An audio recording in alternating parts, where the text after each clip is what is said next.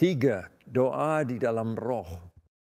Tidak pernah dikatakan dalam Alkitab bahwa doa itu mudah, karena memang doa bukanlah sesuatu yang alamiah. Doa hanyalah alamiah ketika dalam situasi darurat, tetapi dalam kehidupan normal sehari-hari dengan hal-hal yang sedang berjalan baik-baik saja, doa itu tidak alamiah, bahkan suatu kesusahan yang berat. Ayat Alkitab justru berkata, kita tidak tahu bagaimana kita harus berdoa. Kita mencoba berdoa lalu menjadi sadar betapa kurangnya pemahaman kita akan doa.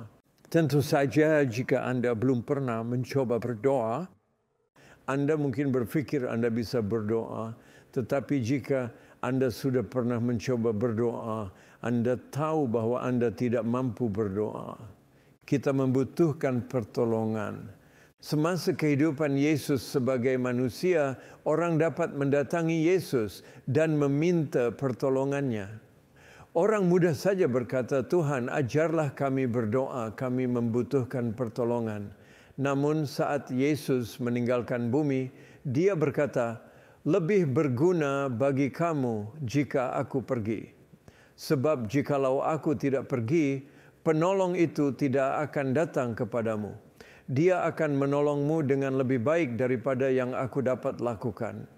Yesus mengutus Roh Kudus, dan salah satu hal yang dilakukan Roh Kudus adalah menolong kita tepat pada titik kebutuhan terbesar kita, yaitu kebutuhan untuk berdoa. Sebab kita tidak tahu bagaimana sebenarnya harus berdoa, tetapi kata-kata lainnya dalam ayat itu berbunyi, Roh membantu kita dalam kelemahan kita. Bukankah ini amat sangat indah? Sadarkah Anda bahwa Tuhan tidak ingin Anda kesulitan dan Dia ingin menolong Anda? Bapa ingin menolong dengan senantiasa mendengarkan kita. Anak ingin menolong dengan berdoa syafaat bagi kita senantiasa serta mencantumkan tanda tangannya pada permohonan kita. Dan semua pertolongan ini belum berakhir. Roh Kudus pun ingin menolong dengan membawa doa kita agar naik pada posisi yang benar. Pertolongan lain apa yang Anda masih butuhkan selain Roh Kudus sendiri, berdoa di dalam Anda, Yesus menantikan untuk menangkap doa itu lalu meneruskannya, lalu Bapa menantikan untuk menerima doa itu. Orang Kristen telah memiliki segala pertolongan yang dibutuhkan, asal saja dia memanfaatkan semuanya itu. Kata depan yang digunakan dalam konteks ini sangat penting. Kita berdoa kepada Bapa melalui Anak dalam Roh Kudus, melawan iblis bersama orang-orang kudus oleh diri kita sendiri. Bagaimana cara kita berdoa di dalam Roh? Ada dua teks Alkitab yang menjelaskannya. Di Efesus 6 ayat 18, melanjutkan pembahasan tentang selengkap senjata Allah dikatakan, dengan segala doa dan permohonan, berdoalah setiap waktu di dalam roh. Ini bukanlah doa yang biasa-biasa saja. Ini adalah dengan segala doa dan permohonan. Maka berdoa di dalam roh merupakan dimensi tambahan pada segala doa dan permohonan.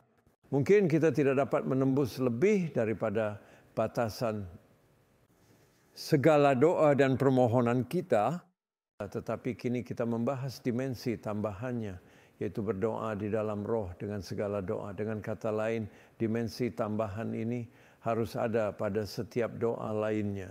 Surat Yudas yang singkat tetapi sangat menarik, serta sangat relevan bagi kita saat ini berkata, berdoalah dalam Roh Kudus. Sebenarnya berdoa di dalam roh adalah lebih penting daripada berdoa di dalam kamar tidur, di dalam gereja, atau dimanapun lainnya. Tempat terbaik untuk berdoa adalah di dalam Roh Kudus. Itulah tempat yang dapat langsung kita masuki. Dimanapun kita berada, di kantor, saat menyetir, di dalam mobil, di mana saja. Itulah lingkup doa, dimanapun gedungnya atau ruangannya, yang terpenting adalah lingkupnya. asalkan kita berdoa di dalam roh. Sebelumnya saya telah menyebutkan banyak masalah yang kita alami dalam hal doa. Dan masalah sulitnya berbicara dengan sosok yang tidak dapat kita lihat, dengar atau sentuh.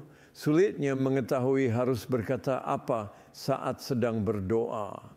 Sulitnya ketika kita ingin meminta sesuatu yang tidak benar-benar kita butuhkan atau mungkin bahkan yang buruk bagi kita. Serta sulitnya berkonsentrasi karena pikiran yang berkeliaran. Daftar masalah semacam ini memang panjang sekali, tetapi salah satu masalah yang paling mendasar adalah sulitnya tahu harus berkata apa. Ketika para murid berkata, "Tuhan, ajarlah kami berdoa," mereka berkata, "Tuhan, ajarkan sebuah doa kepada kami. Tolong berikan serangkaian kata-kata doa untuk kami pakai. Tolong buatkan doa untuk kami, karena saat sedang berdoa, kami sebenarnya tidak tahu harus berkata apa, kami tidak mengerti harus menyusun kata-kata yang bagaimana. Lalu doa Bapa kami diberikan sebagai jawaban atas permintaan itu. Apa yang harus kita katakan? Di wilayah Timur Tengah, meskipun mungkin kita tahu akan berkata apa kepada seseorang, jika hendak menulis surat, kita harus mendatangi orang yang duduk di sudut jalan yang memegang pena dan wadah tinta berbahan tembaga. Orang itu adalah tokoh yang mengagumkan sang penulis surat. Dia mempunyai kertas, dia mengambil pena, kita mendiktekan kata-kata ke telinganya, lalu dia menuliskan kata-kata itu untuk kita. Seorang penulis surat seolah berkata kepada kita, "Anda tidak mampu mengungkapkan maksud Anda, katakan saja apa yang ingin Anda katakan, lalu saya akan mengubahnya untuk Anda dan mengirimkannya bagi Anda." Menurut saya, Roh Kudus adalah sang penulis surat ilahi. Roh Kudus menampung apa yang ingin kita katakan, tetapi tidak dapat kita ungkapkan, menuliskannya untuk kita, dan mengirimkannya bagi kita. Ini adalah hal yang amat indah. Kita memiliki penulis surat yang tinggal di dalam kita setiap saat. Doa di dalam roh memiliki dua aspek yang berbeda. Saya akan menjelaskannya. Ada doa di dalam roh yang terjadi ketika Roh Kudus mengambil alih kendali atas pikiran kita dan memberikan kepada kita pikiran-pikiran yang benar yang kemudian kita bertanggung jawab untuk mengungkapkannya. Itu merupakan salah satu jenis doa di dalam roh. Kita mendoakan apa yang diletakkan oleh Roh Kudus di dalam pikiran kita. Ada pula jenis doa di dalam roh yang lainnya yang terjadi ketika Roh Kudus tidak memakai pikiran kita sama sekali, tetapi mengambil alih kendali atas mulut kita, lalu kita bertanggung jawab untuk menggerakkan mulut dan lidah kita. Pada jenis yang kedua ini, peran kerja sama kita hanyalah menggunakan mulut kita. Sekali lagi, pada jenis yang pertama, Roh Kudus bergerak di dalam pikiran kita dan kita mengambil tanggung jawab untuk menerjemahkan isi pikiran menjadi ucapan mulut kita. Pada jenis yang kedua, tanggung jawab kita adalah mengabaikan pikiran kita dan mengizinkan Roh Kudus menggerakkan serta menggunakan mulut kita. Jenis doa di dalam roh yang kedua ini sangat sulit bagi sebagian orang. Tetapi jika telah dikuasai, merupakan doa yang sangat indah. Keduanya merupakan doa di dalam roh. Tanpa berdoa di dalam roh, doa menjadi pemberitahuan saja kepada Tuhan tentang apa yang kita rasakan sebagai keinginan atau kebutuhan dalam situasi itu, yaitu keluar dari pikiran kita sendiri dan mulut kita sendiri. Kita bisa saja menaikkan doa itu melalui Yesus kepada Bapa. Namun jika kita berdoa di dalam roh dengan salah satu dari kedua jenisnya, Roh Kuduslah yang memberikan pikiran yang tepat untuk diungkapkan atau mengendalikan pikiran kita dan memberikan kata-kata yang tepat untuk diucapkan. Roh Kudus bukan berdoa menggantikan kita. Alkitab berkata bahwa Dia membantu kita dalam kelemahan kita.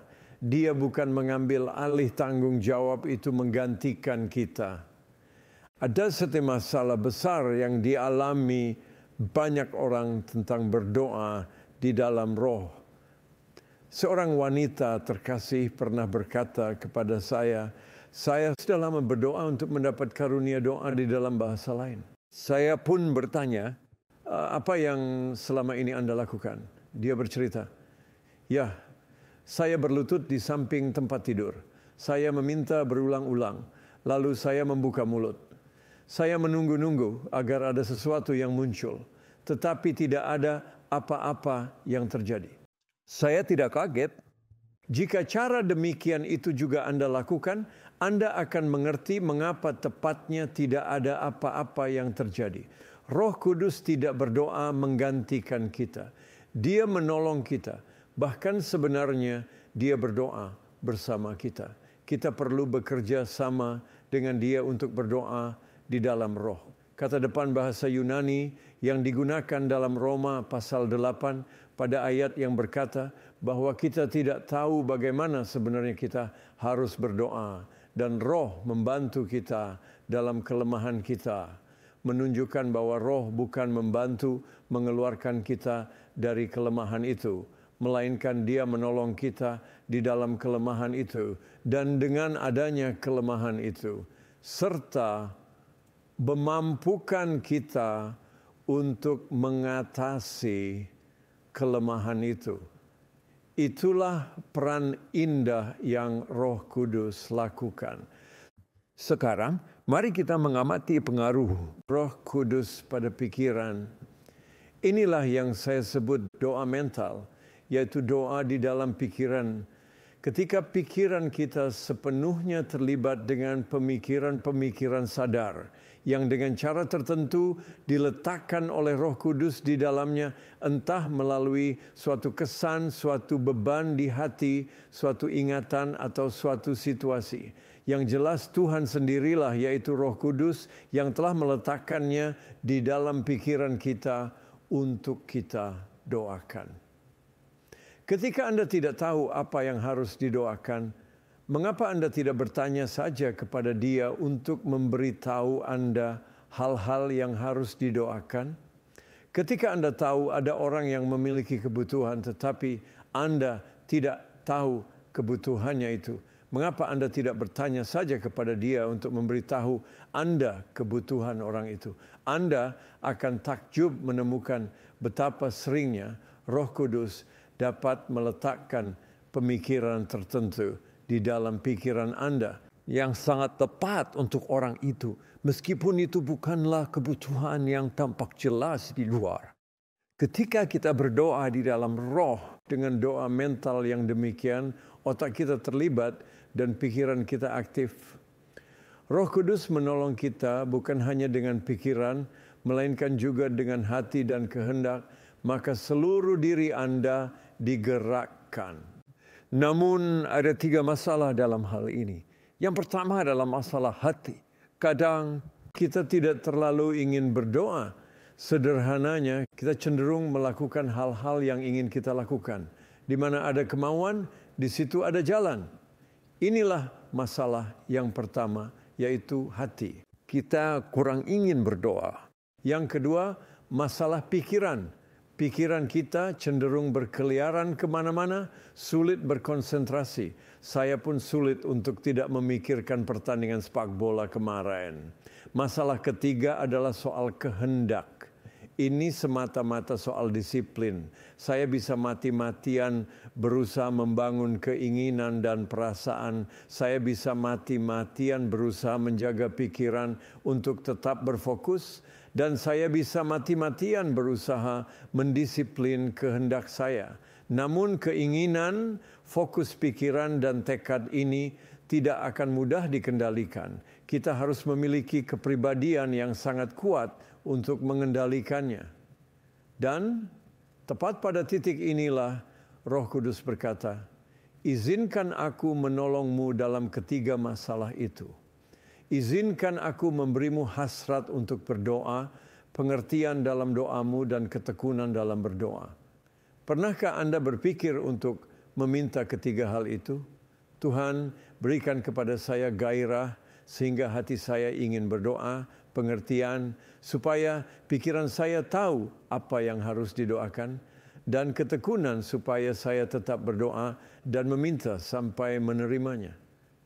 Roh Kudus ingin terlibat dalam seluruh diri Anda dan menolong Anda pada ketiga area masalah itu.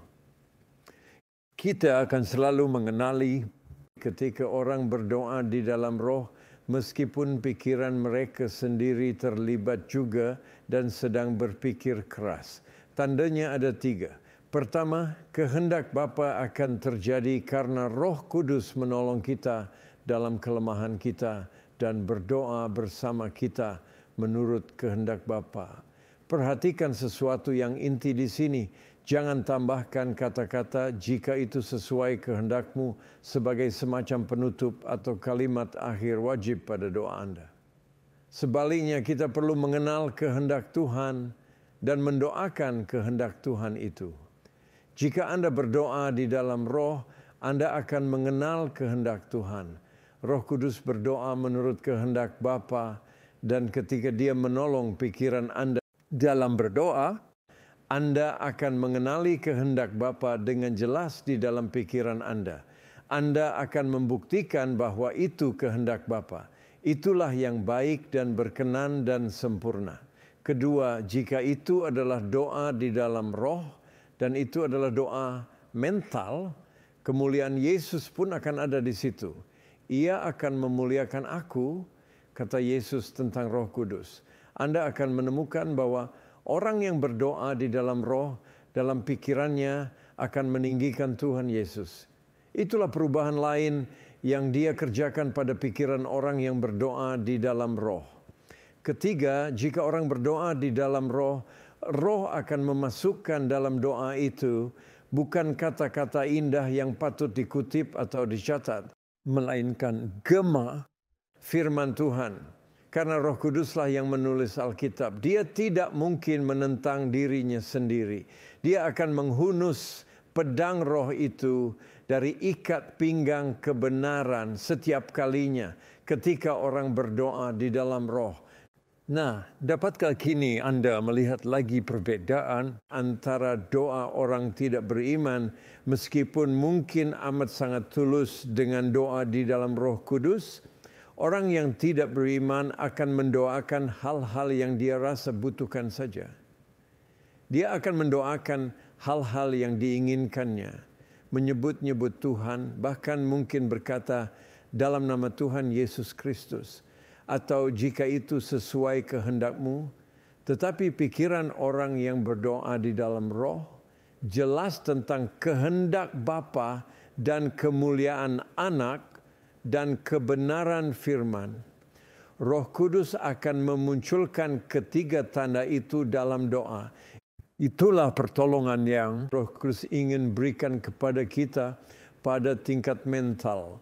Mengarahkan pikiran kita dalam doa, memberikan gairah keinginan pada hati kita untuk berdoa, memberikan pengertian pada pikiran kita, agar kita mengenal kehendak Tuhan, memberikan tekad yang kuat pada kehendak kita untuk terus meminta sampai kita menerima memimpin kita untuk meninggikan Yesus, serta memunculkan kebenaran Alkitab, serta mengupayakan kehendak Tuhan. Semuanya itu sangat tepat saling terkait dalam polanya. Artinya kita berespons dan terbuka kepada Roh Kudus dalam pikiran kita secara mental, mendengarkan Dia untuk menangkap apa yang Dia katakan kepada kita. Sehingga doa itu bukan menjadi doa mental saya, melainkan doa mentalnya, yaitu kita memikirkan pemikiran Roh Kudus menurut pimpinannya sebelum kemudian kita mengungkapkannya. Itulah salah satu bentuk berdoa di dalam roh.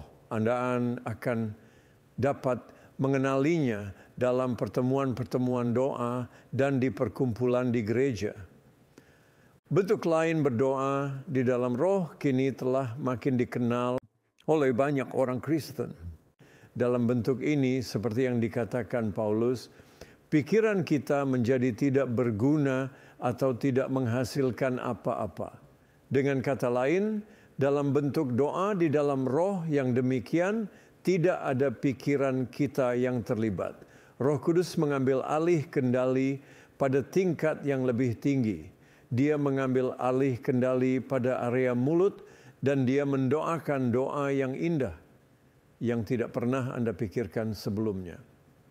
Kadang melegakan juga ketika kita dapat berdoa dengan doa yang tidak pernah kita pikirkan sebelumnya atau yang tidak pernah menjadi pergumulan kita dengan roh dalam hal berusaha selaras dengan pikiran yang Dia berikan. Khususnya ketika kita lelah dan kesulitan menyusun pikiran kita sendiri. Inilah bentuk doa yang menjadi sangat berguna ketika kita sibuk melakukan hal lain dan membutuhkan konsentrasi mental kita pada hal lain. Contohnya bentuk doa yang sebelumnya telah saya jelaskan. Tentu sangat berbahaya untuk dilakukan sambil menyetir mobil. Karena saat itu pikiran kita harus berkonsentrasi pada kondisi lalu lintas. Itu sudah wajib melakukan doa mental sambil menyetir mobil, yaitu berusaha menangkap pikiran Roh Kudus ke dalam pikiran Anda sambil mengendalikan kendaraan adalah hal yang berbahaya sebagai pengemudi kendaraan. Sama berbahayanya degnan kerasukan roh jahat. Namun Anda dapat berdoa di dalam roh menggunakan mulut saja, tanpa kehilangan konsentrasi mental sama sekali. Dan berdoa sambil tetap menyetir mobil dengan aman, sambil mencuci, sambil melakukan pekerjaan, atau ketika tidak tahu harus mendoakan apa, atau benar-benar kehilangan kata-kata. Menurut saya ini adalah pertolongan Tuhan yang sangat manis dan penuh anugerah bagi doa kita. Betapa indahnya. Bagaimana bunyinya doa yang tidak muncul dari pikiran manusia ini? Sebagian doa di dalam roh terdengar seperti bunyi erangan. Bacalah kembali Roma pasal 8. Roh membantu kita dalam kelemahan kita. Sebab kita tidak tahu bagaimana sebenarnya harus berdoa. Bagaimana doanya berbentuk apa? Kata-kata apa yang keluar dengan keluhan-keluhan yang tidak terucapkan. Nah, terucapkan di sini dalam bahasa Yunani aslinya bukan berarti dibunyikan atau disuarakan. Artinya adalah diungkapkan dengan kata-kata. Pada hari Pentakosta, orang-orang percaya semuanya dipenuhi dengan Roh Kudus dan mereka mulai berbicara sebagaimana yang Roh Kudus berikan untuk mereka ucapkan. Itu bukanlah kata-kata belaka. Yang terjadi bukanlah Roh Kudus memaksa atau menyetir gerakan pita suara mereka, karena itu adalah tanggung jawab mereka sendiri. Melainkan Roh Kudus mengarahkan gerakan lidah dan mulut mereka untuk menyusun suara menjadi kata-kata. Dan itulah salah satu rahasia bentuk doa ini, bahwa kita bersuara dan Roh Kudus menyusun suara kita itu. Namun Paulus juga menyebut tentang keluhan-keluhan yang tidak terucapkan, dan kadang Roh Kudus memang memampukan kita berdoa dengan keluhan yang tidak mungkin diungkapkan dengan kata-kata, baik dalam bahasa kita sendiri maupun bahasa lain apapun. Itu adalah suara erangan dan keluhan yang jelas, dan itu pun merupakan doa, bahkan doa yang sangat kuat. Pernahkah Anda berdoa dengan jenis doa seperti itu, dengan hanya mengerang dan mengeluh? Bacalah Alkitab dengan cermat, maka Anda akan menemukan betapa seringnya Tuhan mendengar seruan mengerang dan mengeluh dari manusia. Jika Anda pernah mengalami gempa bumi, tentu Anda pernah mendengar gemuruh erangan bumi dan batu-batu. Menjelang akhir zaman, gempa bumi akan makin sering terjadi dan Roma 8 pasal yang sama yang memuat konteks doa berupa keluhan-keluhan yang tidak terucapkan itu berkata bahwa seluruh ciptaan pun sedang mengeluh. Ada erangan dan keluhan yang datang dari alam sendiri yang sedang menantikan agar Tuhan menebus sekalian alam, termasuk tubuh jasmani kita, dan mendatangkan langit yang baru dan bumi yang baru. Betapa besarnya hal yang kita bahas ini.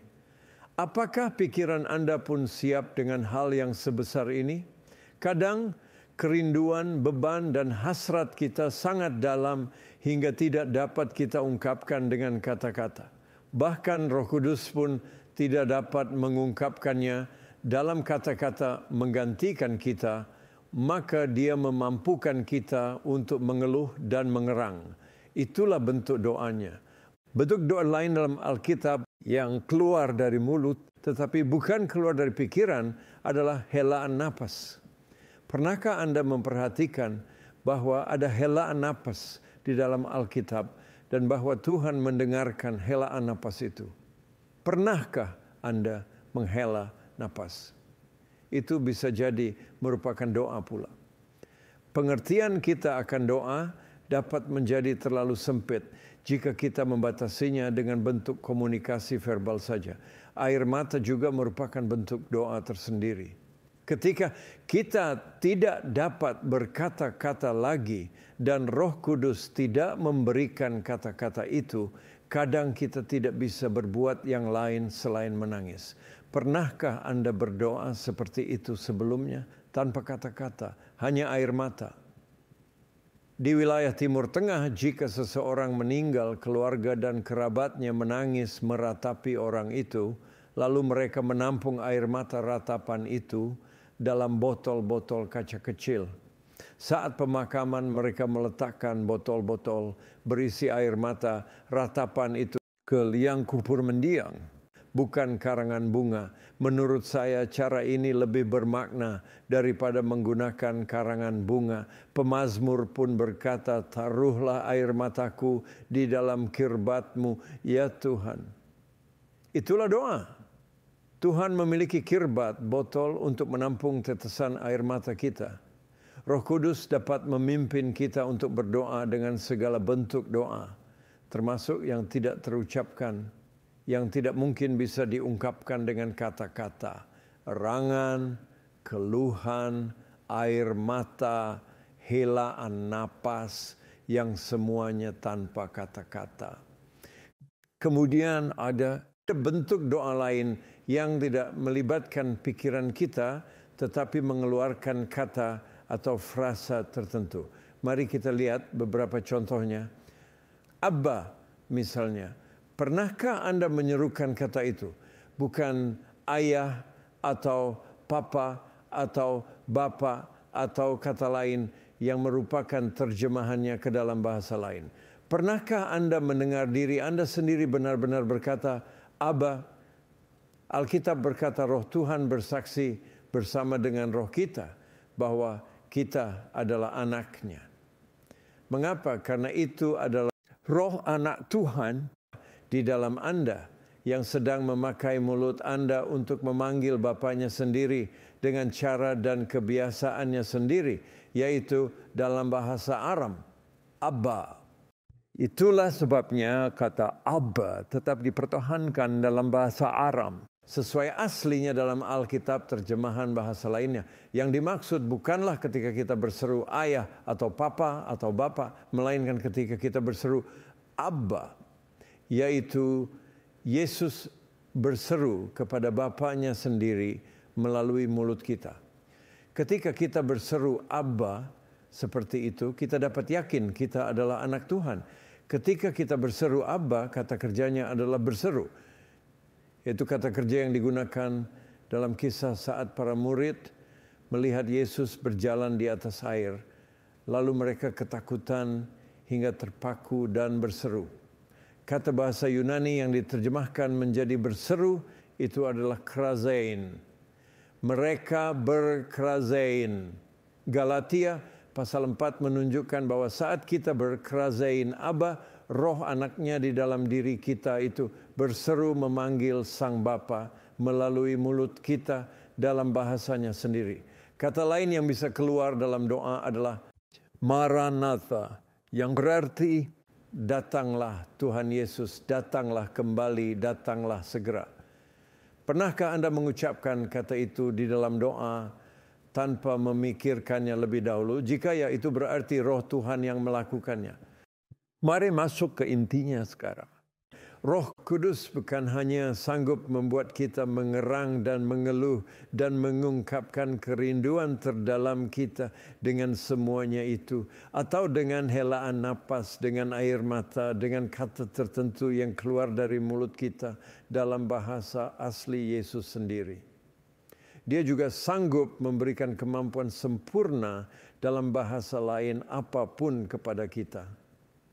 Ada satu istilah yang sangat tidak saya sukai, dan saya berharap istilah itu hilang dari setiap terjemahan Alkitab. Bahasa lidah. Makna yang terpancar dari istilah itu adalah celotehan kosong, yang sebenarnya jauh sekali dari kebenarannya, sehingga tidak heran banyak orang pun tidak menyukai konsepnya. Mengapa para penerjemah tidak menggunakan istilah yang tepat untuk makna sebenarnya? Menurut saya karena para penerjemah itu pun tidak mengerti akan pengalaman yang dimaksud. Mereka hanya menebak-nebak. Karena kewajiban sajalah mereka menerjemahkannya. Padahal terjemahan dari kata bahasa Yunaninya berarti bahasa. Apa salahnya kata bahasa? Tidak salah sama sekali. Nah, lain kali jika Anda menemukan istilah bahasa lidah atau bahasa roh, coret saja dan tuliskan kata penggantinya. Bahasa. Anda pasti aman karena artinya lebih tepat. Pada hari Pentakosta, orang-orang percaya bersatu hati dan berkumpul di sebuah tempat. Mereka semua dipenuhi Roh Kudus, lalu mulai berkata-kata dalam bahasa-bahasa lain sesuai perkataan yang Roh Kudus berikan kepada mereka. Nah, iblis tidak menyukainya karena hal itu membebaskan manusia dalam berdoa. Dan karena setiap kata dalam doa yang merdeka itu adalah tepat. Itulah sebabnya iblis siap melakukan apapun yang dia sanggup untuk mencegah orang mengalaminya. Termasuk membuat sebagian orang menjadi fanatik dalam hal pengalaman itu. Sehingga orang-orang lain justru terganggu dan alergi bahkan menentangnya. Dengan mengatakan pengalaman itu tidak diperlukan. Memang hal-hal itu hanya terjadi pada sebagian orang. Anda tidak perlu memusingkannya atau mencari-cari. Saya sendiri sepenuhnya mendukung pandangan Rasul Paulus.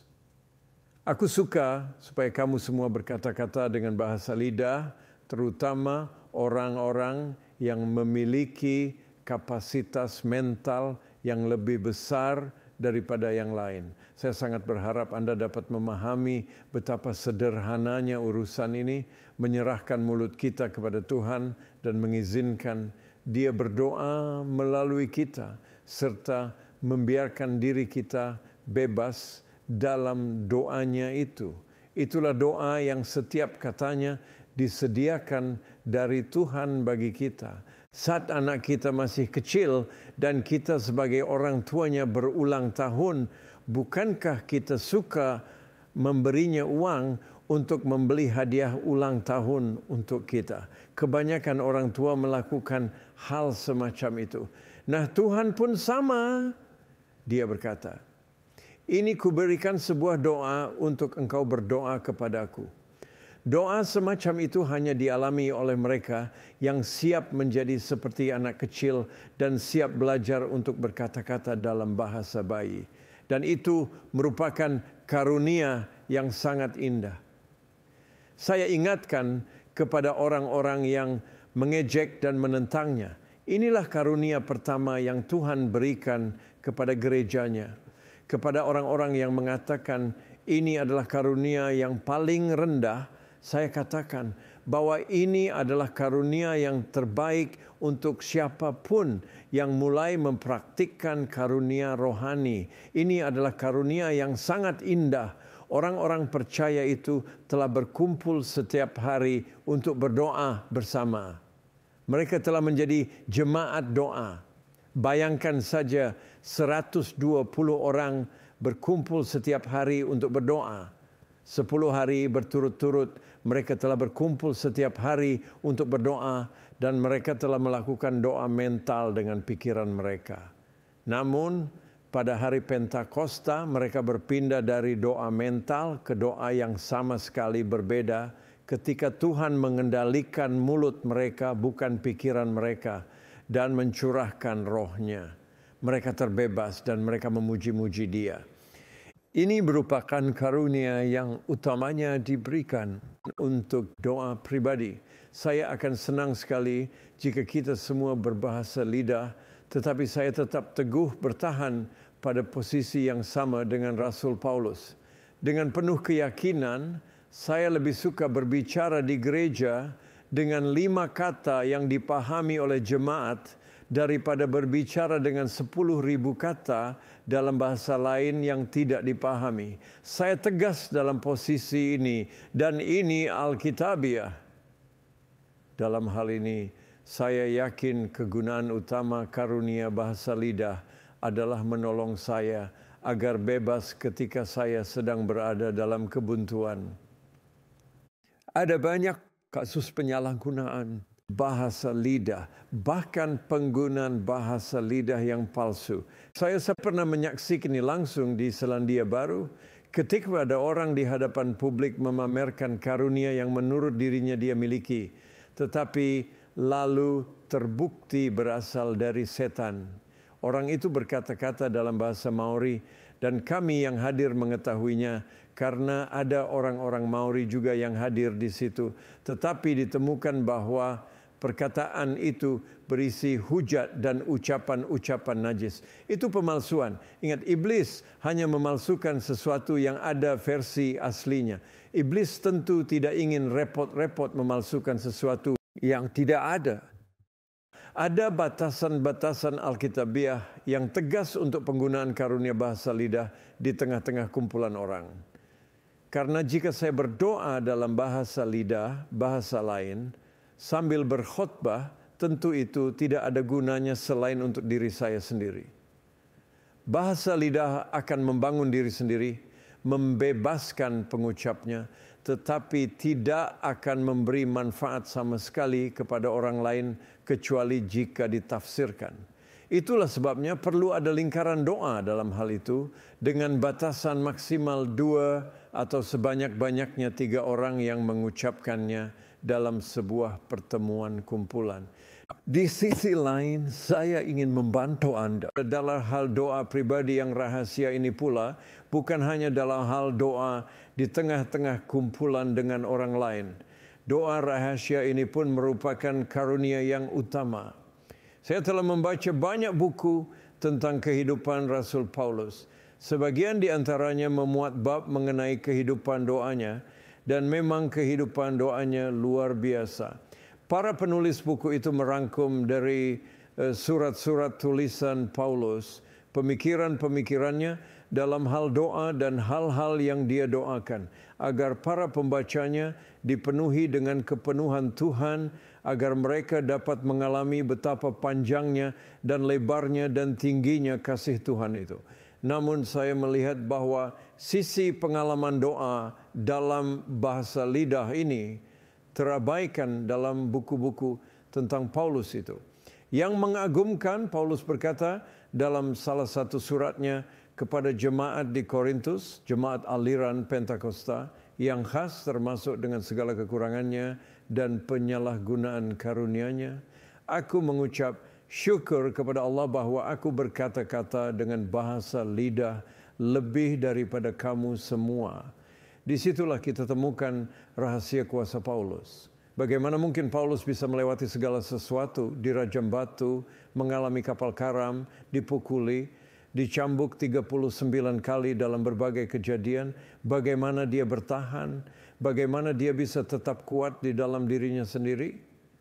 Paulus berkata bahwa dia bersyukur kepada Tuhan bahwa dia memiliki cara doa yang demikian dan dia menggunakan cara itu lebih daripada seluruh jemaat di Korintus menggunakannya. Inilah salah satu rahasia terdalam kehidupan Paulus. Ketika dia dipukuli dan keletihan, dia tahu dia dapat berdoa tanpa usaha mental dari pikirannya dan bahwa Tuhan akan mengambil alih kendali. Tanyakan saja kepada diri Anda sendiri, bukankah kita akan menikmati karunia yang demikian? Saya pun bersyukur kepada Tuhan jika Anda telah menemukan kebebasan dalam cara doa yang demikian. Ada banyak contoh kejadian yang mengagumkan tentang seseorang yang berkata-kata doa dalam suatu bahasa yang tidak dikenal atau dikuasainya, lalu dikenali dan dipahami oleh penutur asli bahasa asing itu. Salah satu kejadian nyatanya saya alami sendiri dalam pertemuan kelas pelatihan sebagai persiapan menjadi anggota jemaat. Bertahun-tahun lalu saya melayani di sebuah gereja, dan di gereja itu ada seorang diaken yang cerdas dan telah sukses membangun bisnis yang besar. Diaken itu tidak menyukai saya dan kami tidak memiliki hubungan yang hangat satu sama lain. Setiap bulan Mei atau Juni, diaken itu sakit. Dia memang mengidap kondisi medis tertentu terkait cuaca musiman dan penyakit asma. Maka pada masa-masa itu dia akan terbaring sakit selama sekitar 6 minggu. Pada suatu tahun ketika sedang sakit, dia meminta saya datang membesuk dirinya. Saya datang pada suatu hari Minggu petang. Sepanjang perjalanan menuju rumahnya, saya terus memikirkan ayat dalam Yakobus pasal 5. Kalau ada seseorang di antara kamu yang sakit, baiklah ia memanggil para penatua jemaat supaya mereka mendoakan dia serta mengolesnya dengan minyak dalam nama Tuhan. Hendaklah kamu saling mendoakan. Saat itu saya belum pernah melakukan hal semacam itu. Tetapi saya berpikir, dapatkah saya melakukannya untuk dia? Saat tiba di rumahnya, saya berbicara dengan dia, lalu dia menatap langsung ke mata saya dan berkata, "Apa pendapat Anda tentang Yakobus 5?" Saya menjawab, "Wah, saya sejak tadi berpikir tentang ayat-ayat itu. Bagaimana menurut Anda?" Dia berkata, "Maukah Anda melakukannya? Hari Kamis mendatang saya harus pergi ke Swiss untuk urusan bisnis yang tidak dapat ditunda dan saya sudah membeli tiket pesawatnya. Saya disuruh dokter berbaring saja dan beristirahat selama 2 minggu padahal saya harus pergi. Maukah Anda melakukan pelayanan itu untuk saya?" Saya berkata, "Akan saya pertimbangkan, akan saya pikirkan." "Baik, tolong pertimbangkan," katanya. Kemudian pada hari Rabu, istrinya menelepon saya dan berkata, "Suami saya ingin Anda datang dan melakukan pelayanan itu." Saya pun menjawab, "Ya, memang saya rasa saya harus melakukannya." Saya lalu menelepon beberapa diaken lain dan meminta kepada mereka, "Maukah Anda berpuasa dan berdoa hari ini, lalu datang membesuk nanti malam bersama saya?" Saya menyiapkan minyak zaitun dalam sebuah botol kecil sambil merasa konyol sendiri. Lalu saya pergi ke gereja dan mendekati mimbar tempat saya biasa berkhotbah. Saya berlutut dan mulai berdoa. Saya tidak mampu berdoa untuk orang itu. Saya tidak ingin menolong dia. Itu adalah doa mental dari pikiran saya. Dan pikiran-pikiran saya tentang dia itu salah. Setelah itu, tanpa saya mengerti bagaimana terjadinya, tanpa ada perasaan apapun sama sekali dalam emosi saya tiba-tiba mulai berdoa untuk diaken yang sakit itu secara berbeda dari doa saya untuk siapapun di sepanjang hidup saya. Saya terus saja berdoa dan seluruh pengalaman doa itu amat sangat nyata. Saya tahu saya sedang berdoa tepat menurut kehendak Tuhan atas diri saya. Setelah itu saya menemukan pada waktu-waktu kemudian bahwa dapat saya asumsikan saat itu saya berdoa dalam bahasa Mandarin, bahasa yang belum pernah sama sekali saya dengar atau saya kuasai, atau saya rencanakan untuk pelajari. Tuhan mengenal semua bahasa di dunia serta semua bahasa malaikat. Ada bahasa manusia dan ada bahasa malaikat. Padahal saya bahkan tidak tahu ada berapa banyak bahasa. Tentu saja tanpa kasih, semua bahasa itu tidak berguna sama sekali.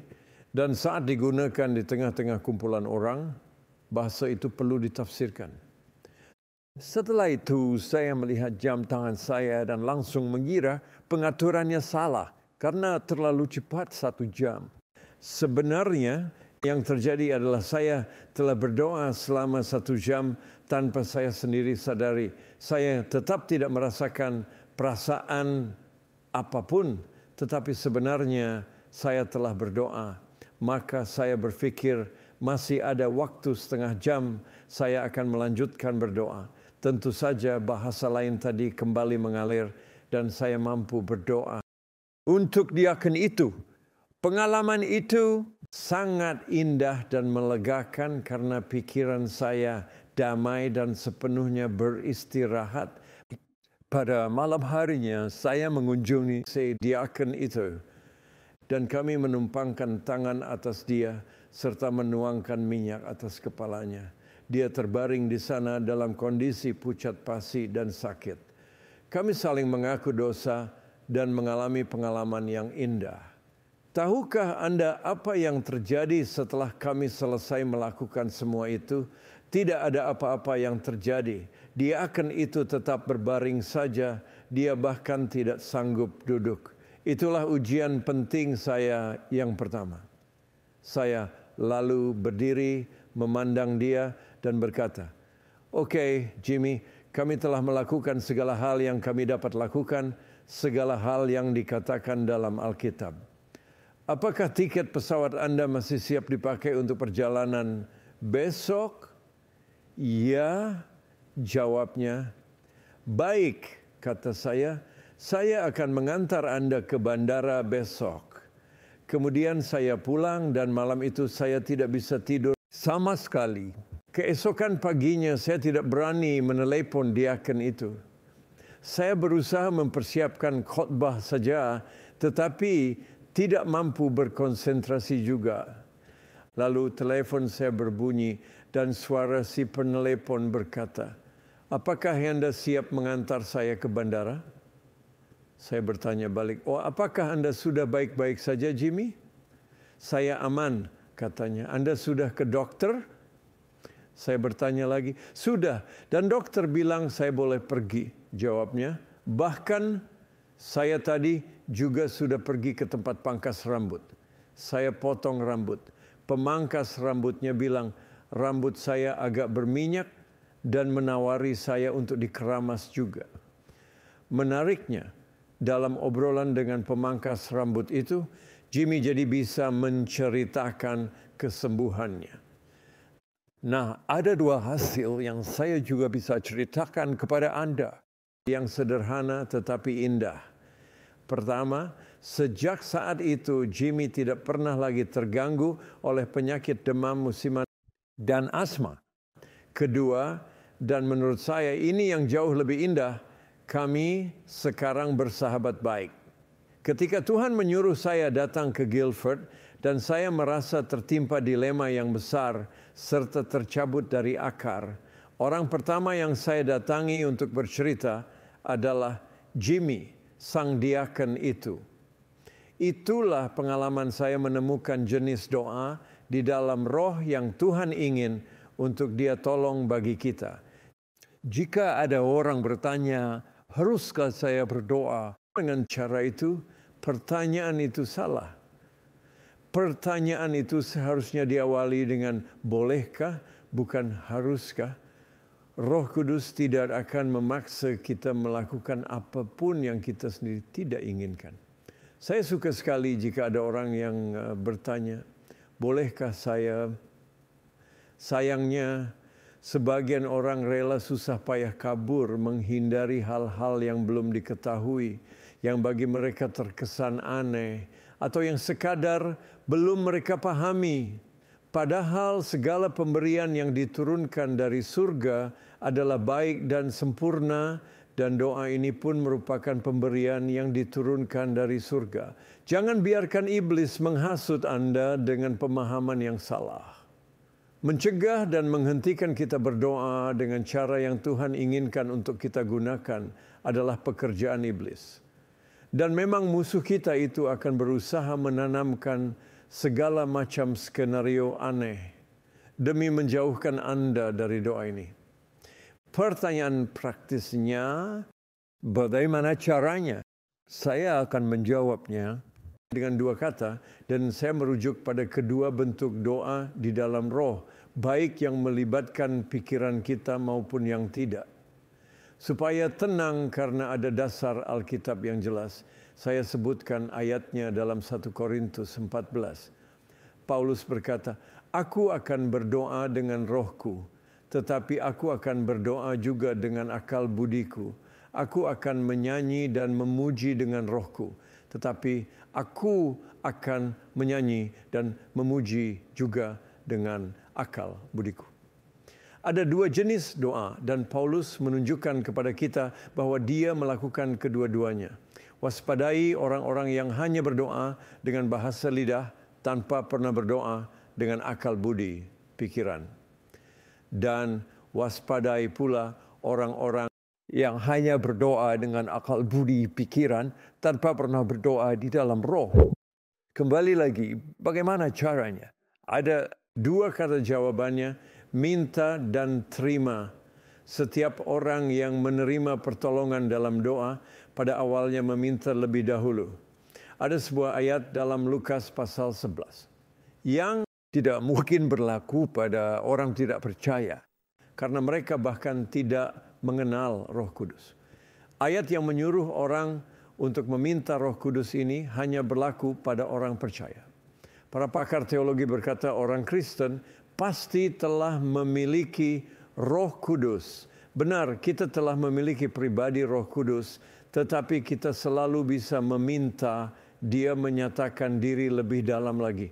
Ayat itu berkata, "Jadi jika kamu yang jahat tahu memberi pemberian yang baik kepada anak-anakmu, apalagi Bapamu yang di surga, Ia akan memberikan Roh Kudus kepada mereka yang meminta kepadanya." Apakah Anda menginginkannya? Jika ya, mintalah sampai Anda menerimanya. Seperti tetangga yang datang tengah malam dan menggedor pintu sampai bantuan diberikan kepadanya, Tuhan suka menjawab permintaan yang mendesak dan berulang-ulang. Namun, ada sisi lainnya pula, dan di sisi lain inilah terletak masalah yang sering terjadi. Dalam permintaan ini ada unsur berserah. Tindakan berserah berarti menyerahkan kendali dan mengizinkan Tuhan bekerja. Kebanyakan dari kita sangat tidak suka menyerahkan kendali atas diri kita kepada pihak lain. Karena khawatir hal itu akan membuat kita kacau atau berantakan, saya harus katakan bahwa pengendalian diri adalah buah Roh Kudus. Dan pengendalian diri yang oleh Roh Kudus ini jauh lebih baik daripada yang kita sendiri miliki. Lagi pula, karunia sejati dari Roh Kudus tidak pernah menghilangkan pengendalian diri dalam bentuk apapun. Apapun yang tanpa pengendalian diri bukanlah dari Roh Kudus. Paulus mengajarkan bahwa roh nabi tunduk kepada nabi. Maka Roh Kudus bermurah hati untuk meletakkan karunia ini di dalam pengendalian diri kita. Kita sama sekali tidak perlu takut dilibas dengan hal-hal yang tidak dapat kita kendalikan. Anda dapat memutuskan sendiri untuk mengizinkan Roh Kudus mengambil alih kendali itu atau tidak. Lalu jika Anda ternyata tidak menyukai apa yang terjadi ketika Dia memegang kendali, Anda dapat menghentikan Dia.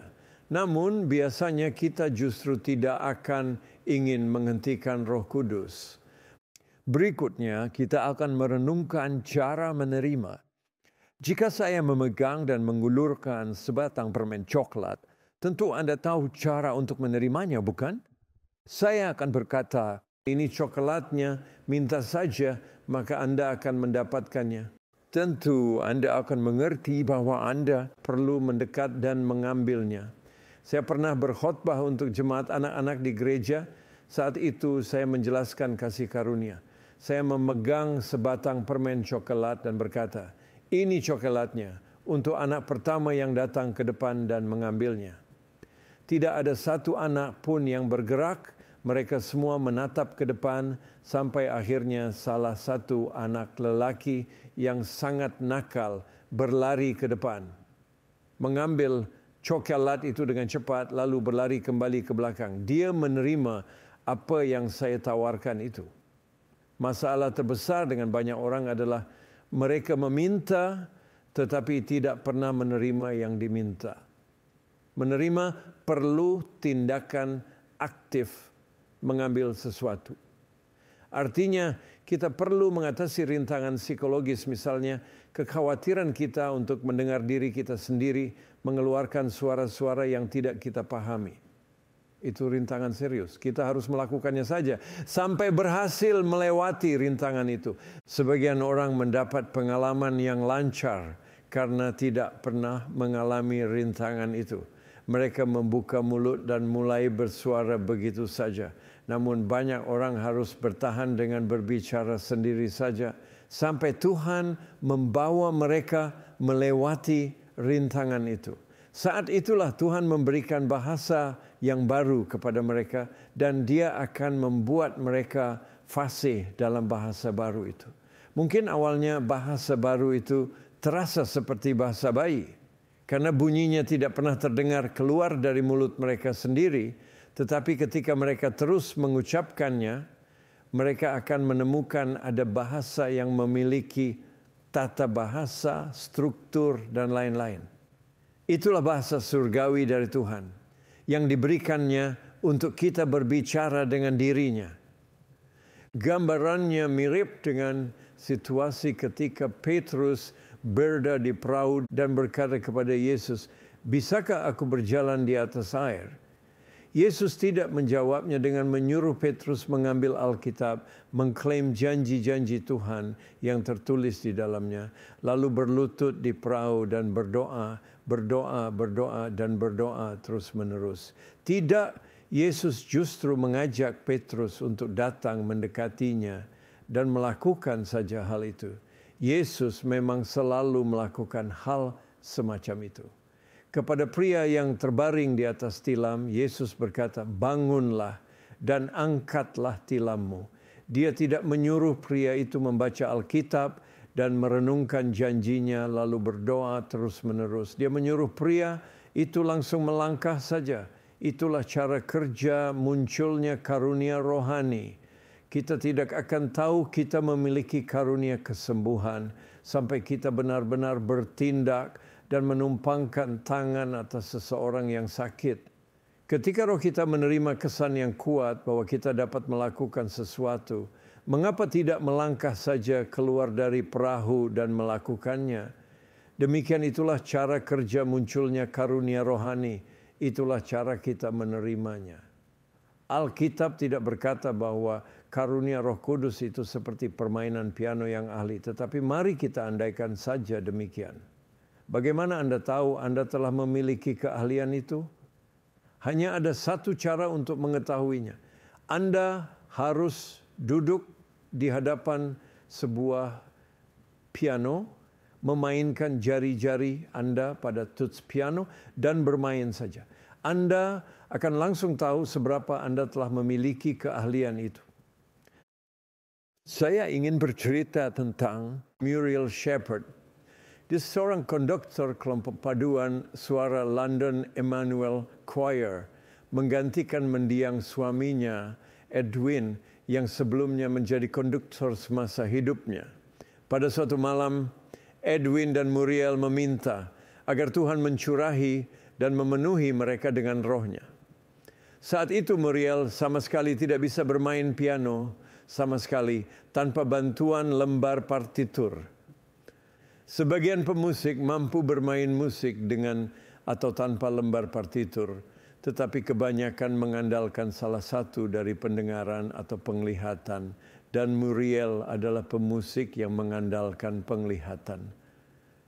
Jika lembar partiturnya hilang atau tertinggal di rumah, sedangkan dia telah berada di lokasi konser, harus ada pemain piano lain yang menggantikan dia.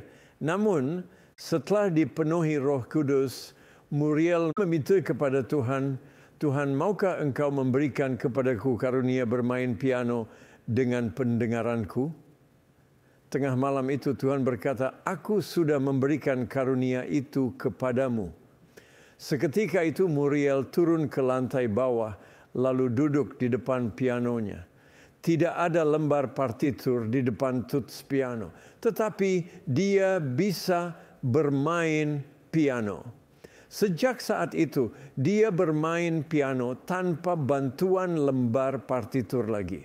Bagaimana caranya Muriel tahu bahwa karunia itu telah diberikan kepadanya? Dari sebuah janji yang ditulis di Alkitab, dari pesan yang turun dari surga? Bukan.